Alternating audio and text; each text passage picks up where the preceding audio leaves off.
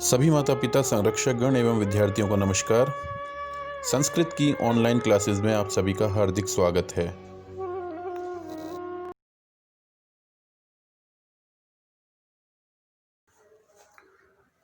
तो आज हम शुरू कर रहे हैं दोहरान कार्य कक्षा 6 के लिए अध्याय 1, जिसका शीर्षक है शब्द परिचय 1। तो दोहरान में हम सबसे पहले चैप्टर का हिंदी अनुवाद देखेंगे। तो शुरू करते हैं। एषः क। एषः का मतलब होता है यह, नजदीक के लिए पुल्लिंग शब्द, एक वचन। तो एषः है यह, क्या का मतलब होता है क्या है। तो इसका जवाब है एषः चषकः, यह गिलास है।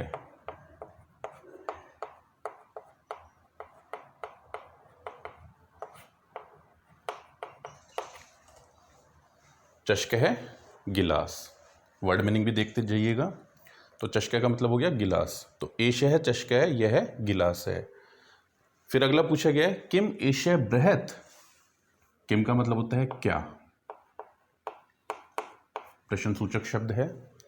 एषः का मतलब हो गया यह, क्या यह, और बृहत् का मतलब है बड़ा, यानी गिलास की विशेषता पूछी जा रही है कि क्या गिलास बड़ा है, क्या यह बड़ा है। तो जवाब आया न। न का मतलब हो गया नहीं। एषः का मतलब यह, और लघु का मतलब छोटा है। फिर से देखिए, एषः क्या है, यह क्या है। एषः चषकः है, यह गिलास है। किमेषः बृहत्, क्या यह बड़ा है। न नहीं। एषः लघु, नहीं यह छोटा है। अगला देखते हैं। स कै। एषः नजदीक के लिए, स दूर के लिए। एक वचन में ही इनका प्रयोग होगा। स होता है सर्वनाम शब्द जिसका अर्थ निकलता है वह। क्या का मतलब कौन है। देखिए, जैसा संज्ञा हमें दी जाएगी, जैसी जैसी संज्ञा होगी उसके हिसाब से ही हम क्या का अर्थ निकालेंगे। यहाँ पे क्या निकाला था और यहाँ पे क्या का अर्थ हो जाएगा कौन। तो वह कौन है। स शौची का, शौची का दर्जी। तो जवाब हो गया हमारा वह दर्जी है। दर्जी जो कपड़ों को सीलने का कार्य करता है। शौची क्या किम करोती। शौची के का मतलब हो गया दर्जी। किम क्या, और करोती क्रिया है, करता है। दर्जी क्या करता है। किम से खेलती। किम का मतलब हो गया क्या, से का मतलब वह, क्या वह, और खेलती खेलता है। क्या वह खेलता है। न नहीं। स वस्त्रम सीव्यति, वह वस्त्र सीलता है। तो आप लिख देंगे नहीं वह वस्त्र सीलता है। अगला देखते हैं। एतौ को, जैसे एषः नजदीक के लिए था, एक के लिए था। एतौ नजदीक के लिए परंतु दो के लिए है। तो एतौ कौ, ये दोनों कौ क्या है या कौन है। हम क्या है लिख देते हैं। ये दोनों क्या है। एतौ शुनकौ स्तै, ये दोनों कुत्ते हैं। शुनको दो कुत्तों के लिए। किमेतौ गर्जत है, क्या ये दोनों गर्जना करते हैं।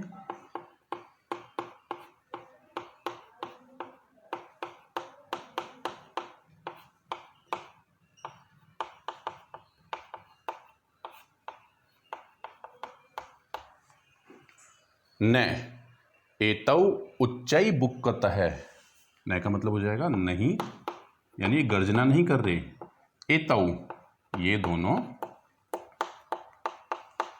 उच्चई जोर से, और बुक्कत है भौंकते हैं।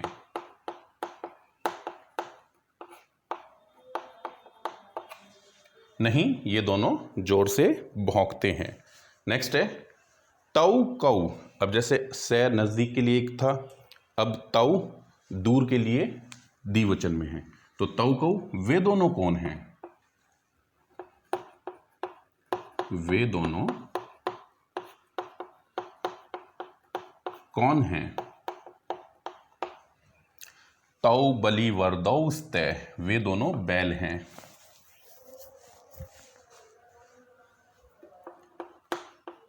वे दोनों बैल हैं। किम तो धावते, क्या वे दोनों दौड़ते हैं? किम का मतलब क्या। तौ वे दोनों, और धावते दौड़ते हैं। न नहीं,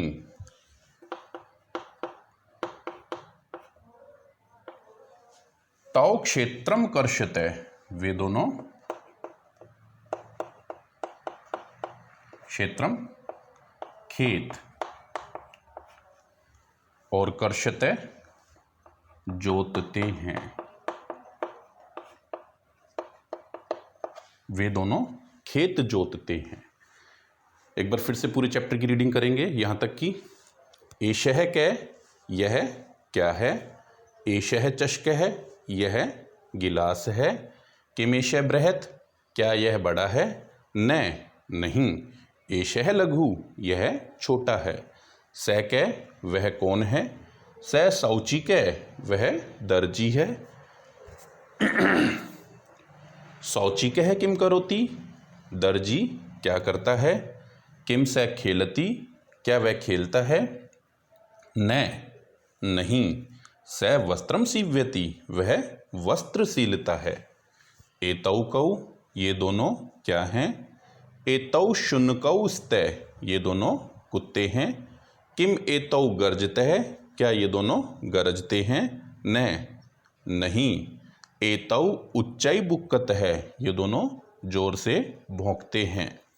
तौ कौ, वे दोनों कौन हैं। तौ बलि वर्दौस्ते, वे दोनों बैल हैं। किम तो धावते, क्या वे दोनों दौड़ते हैं। न नहीं, तौ क्षेत्रम कर्षते, वे दोनों खेत जोतते हैं। अब लिखा है एते के, एते नजदीक के लिए लेकिन बहुवचन में। एते का मतलब हो जाएगा यहाँ पे ये सब। कह एक वचन होता है, जिसका मतलब क्या होता है। कौ द्विवचन के लिए और के बहुवचन के लिए। तो के का मतलब क्या है निकलेगा, लेकिन बहुवचन के अर्थ में। तो ये सब क्या हैं। अब यहाँ पे है के ऊपर अनुस्वार जैसे ही आप लगा देते हो तो ये हैं बहुवचन के लिए बन जाता है। एते स्यूतः सन्ति, ये सब थैले हैं। स्यूतः थैले, तो ये सब थैले हैं, जिसको आप बैग्स भी बोल सकते हो। किमेते हरितवर्णः, हरितवर्ण हरे रंग के, जैसे कि चैप्टर में आपने इमेजेस देखी भी थी। तो क्या ये सब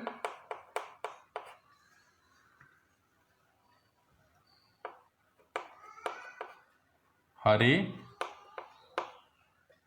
रंग के हैं। नहीं नहीं, एते नीलवर्णः सन्ति, नहीं का मतलब हो जाएगा नहीं, और एते ये सब, नीलवर्णः नीले रंग के।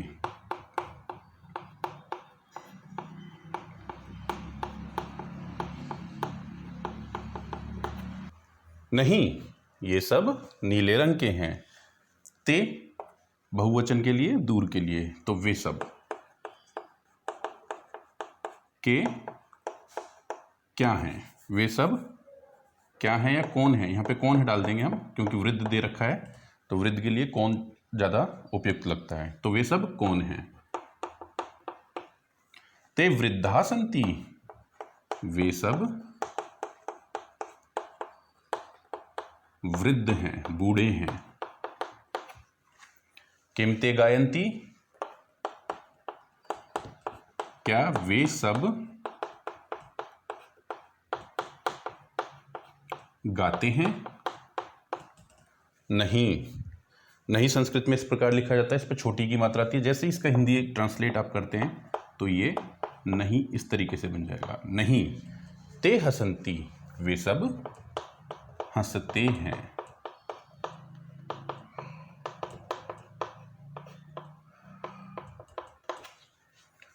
फिर से देख लेते हैं। एते के, ये सब क्या हैं। एते स्यूतः सन्ति, ये सब थैले हैं। किमेते हरितवर्णा, क्या ये सब हरे रंग के हैं। नहीं। एते नीलवर्णः सन्ति, ये सब नीले रंग के हैं। ते के, वे सब कौन हैं। ते वृद्धा सन्ति, वे सब वृद्ध हैं। किम ते गायन्ति, क्या वे सब गाते हैं। नहीं। ते हसन्ति, वे सब हंसते हैं।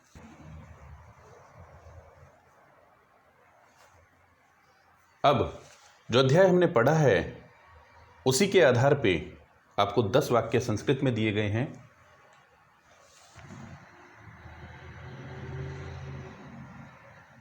पहला है शौचिकः किम करोति, इसका जवाब होगा दर्जी क्या करता है। दूसरा है एषः लघु, यह छोटा है।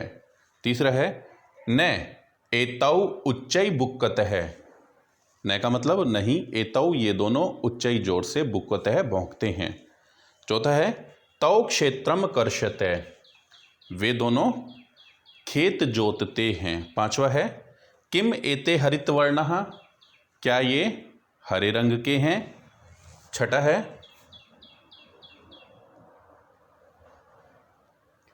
ते वृद्धा सन्ति, वे सब बुजुर्ग हैं, बूढ़े हैं।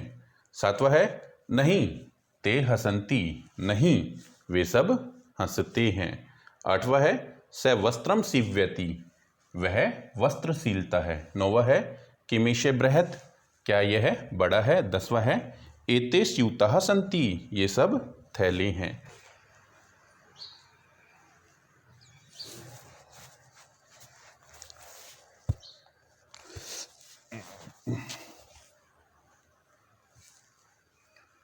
तो आइए अब इसके शब्दार्थ को हम हल करते हैं। पहला दिया है चषक है, तो हमने पढ़ा था चषक का मतलब होता है गिलास। बृहत, बृहत का मतलब बड़ा। शौचिक है, शौचिक का मतलब होता है दर्जी। खेलती, खेलता है।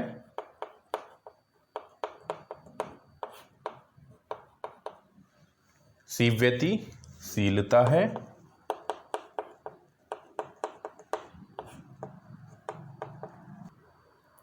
शुनकाऊ,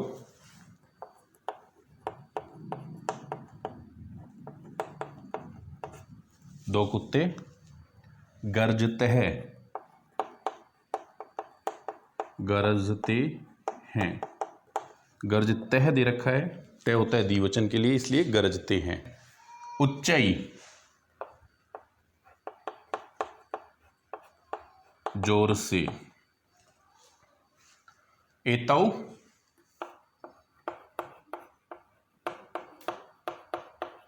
ये दोनों बुक्कत है,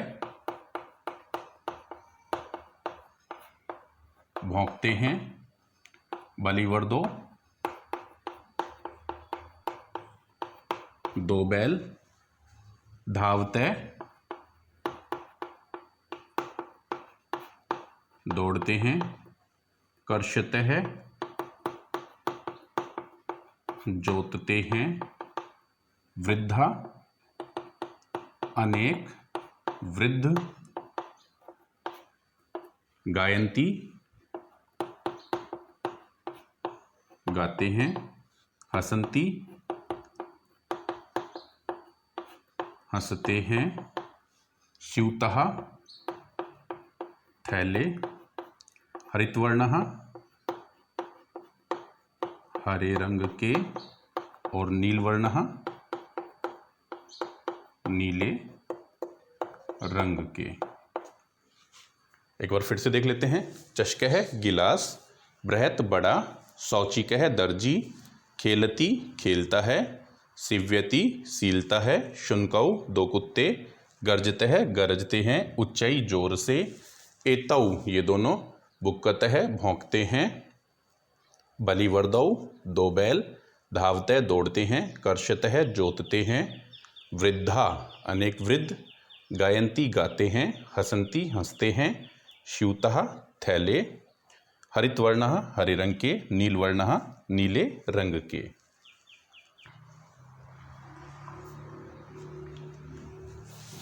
अभ्यास कार्य देख रहे हैं। वर्ण संयोजनेन पदम लिखत। वर्ण संयोजन, संयोजन का मतलब होता है जोड़ना, वर्णों को जोड़ करके पदों को लिखना है। जैसे पहला एग्जाम्पल दिया है, च जमा ए जमा श जमा अ जमा क जमा अ, तो ये मिलकर के हो गया चषकः। कैसे हो गया? सबसे पहले इसमें हम स्वर और व्यंजन इन वर्णों को छांटते हैं। देखिए, स्वर वर्ण हमेशा मात्रा के रूप में होते हैं, ठीक है। एक ए इसमें अपवाद है। क्या स्वर की हमेशा जो परिभाषा होती है, ऐसे वर्ण जिनमें हमें अन्य वर्णों के सहारे की आवश्यकता नहीं होती, वो स्वर वर्ण कहलाते हैं। बाकी मात्रा के रूप में होते हैं। जैसे आ, तो इसमें आ की मात्रा होगी, छोटी ई इसमें छोटी ई की मात्रा आ गई, बड़ी ई इसमें बड़ी ई की मात्रा आ गई, ऊ इसमें छोटा ऊ आ गया, बड़ा ऊ इसमें बड़ा ऊ आ गया, री इसमें री ऋषि की मात्रा, ए एक मात्रा, आई दो मात्राएं, ओ एक मात्रा, औ दो मात्राएं, और अंग ये एक अयोगवाह है, इस तरीके से लिखा जाता है। और आहा विसर्ग ये भी एक अयोगवाह, ये दोनों अयोगवाह होते हैं। बाकी ये सब स्वर हैं। यहाँ पे स्वर की पहचान होगी इनके मूल रूप में, या आप व्यंजन की पहचान कर लो, स्वर अपने आप समझ में आ जाएगा। व्यंजन होते हैं जिनके नीचे आपको हलंत लगा हुआ मिलता है। तो जब भी हम व्यंजन लिखेंगे, आप देख रहे हैं यहाँ पे ये जो नीचे तिरछी रेखा लगा रखी है, ये हलंत है।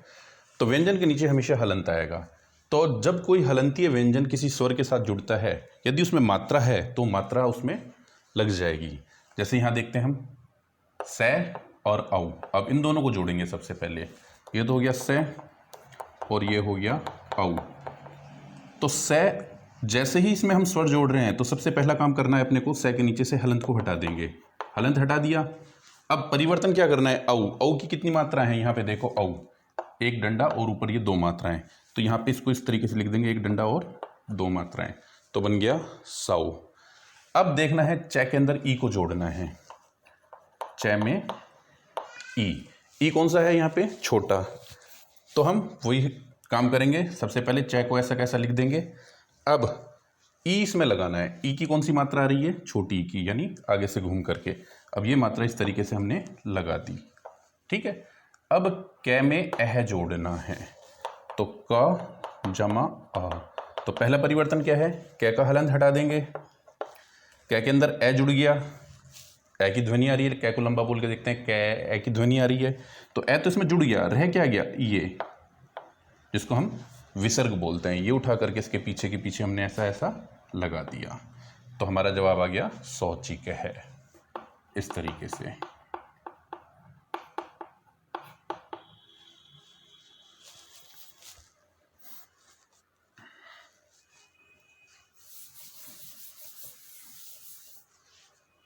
अगला हल करते हैं। ध के अंदर आ जोड़ दो, ध प्लस आ। तो पहला परिवर्तन करना है, ध के अंदर से दिए गए हलंत को हटा दिया। अब मात्रा आ की मात्रा, ये एक डंडा इस तरीके से हमने ये मात्रा लगा दी। अब व के अंदर ए जोड़ना है, तो जिसके अंदर सिर्फ ए जोड़ना है वहाँ पे एक ही परिवर्तन करना है, आपको केवल हलंत हटा देना है और कुछ नहीं लगाना, क्योंकि उसमें अपने को कोई मात्रा नहीं दे रखी। ए बिना मात्रा का होता है, बाकी सबकी मात्राएं मैंने यहाँ बता रखी हैं आपको। अब तय के अंदर एह जोड़ना है। तय के अंदर ए जोड़ा तो तय तो पूरा बन गया, रह क्या गया? सिर्फ विसर्ग। ये विसर्ग हमने यहाँ लगा दिया, तो जब बन गया हमारा धावतः, तो इसको हम ऐसा लिख देते हैं। अगला देखते हैं, व के अंदर री ऋषि दे रखा है। री ऋषि की मात्रा ये वाली है, हल्का सा C4 कैट। तो व के नीचे ये मात्रा हम इस तरीके से लगा देते हैं। अब द के आगे कोई भी स्वर नहीं दे रखा है, तो अगर स्वर दे रखा होता तो हम कुछ ना कुछ परिवर्तन करते। अगर ए होता तो द पूरा हो जाता, लेकिन यहाँ नहीं दे रखा है। तो जहाँ पे हलंतीय वर्णों के बाद में कोई भी स्वर नहीं दे रखा हो तो उनको हम हलंत लगा करके ही छोड़ेंगे। अब ध के आगे हमें आहा मिल रहा है, ध आ हमें ये मिला है। अब हम क्या करते हैं, ध को ऐसा कैसा लिख दिया। अब आ की मात्रा हम इसमें लगा देते हैं। आ की मात्रा लगाने के बाद हमारे पास क्या बच गया? आहा, यानी विसर्ग, तो वृद्धः। तो इस प्रकार ये वृद्ध आपका हल होता है।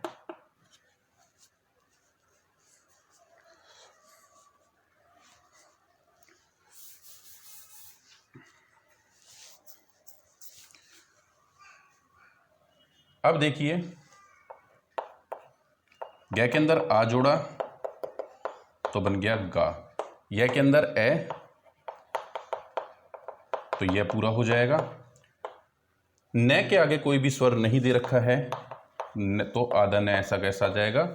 और तय के अंदर ई दे रखा है, तो ती। तो इनको एक साथ लिख देते हैं। इनको सबसे पहले गा, फिर ये न के नीचे हलंत का मतलब होता है आधा, तो आधा इस तरीके से। और ती, जब छोटी की मात्रा किसी आधे वर्ण से पहले लगती है तो वो आधे वर्ण को भी कवर इस तरीके से करेगी। कई जने इसको इस तरीके से लिख देते हैं, जो कि गलत है। ये राइट है, आधे वर्ण से पहले इस तरीके से मात्रा लगेगी। ठीक है, तो यहां हमने गायंती लिख दिया। इससे संबंधित अभ्यास की एक शीट आपको दी जाएगी, तो उस शीट को आप हल करेंगे। तो उम्मीद है आज का अध्ययन आपको अच्छे से समझ में आया होगा। वीडियो को देखना है और दिए गए अभ्यास को हल करना है। आपका दिन शुभ रहे। आज के लिए बस इतना ही।